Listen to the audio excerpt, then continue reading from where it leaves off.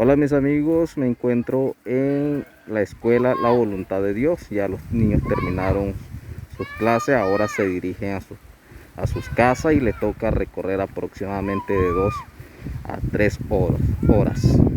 Algunos se van en burro y otros se van a pie.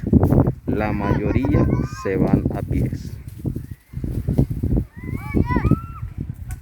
Así como se van, mañana regresan motivados, cada día motivados.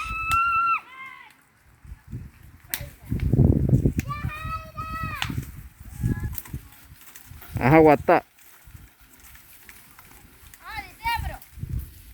Guata. Sin transporte escolar, sin alimentación y sin agua con que hidratarse,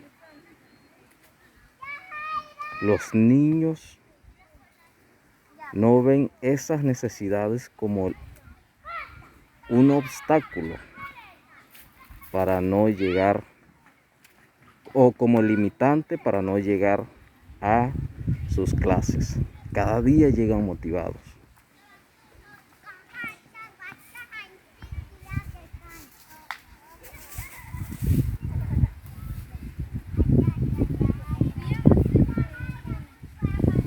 Es un ejemplo a seguir para todas las personas que observan, que ven este video. El esfuerzo que hacen estos niños, o que hacen estos niños principalmente, y la confianza que los padres de familia depositan en cada uno de los maestros, con el hecho de matricularlo y tener la esperanza, así como lo han manifestado, de que algún día sus hijos estarán ocupando algún puesto para servirle a Colombia y así ser ellos los constructores de la patria. Ajá, guata. La comunidad La Voluntad de Dios, o la escuela La Voluntad de Dios, se encuentra ubicada en el municipio de Maicao,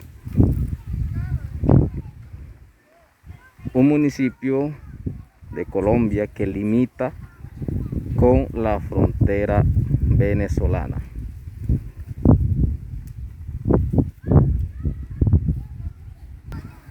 Ajá, guata. Seguimos viendo a los niños en sus burritos dirigiéndose hacia sus casas. Ajá, guata. Estos niños se van para la comunidad de Guadalajara.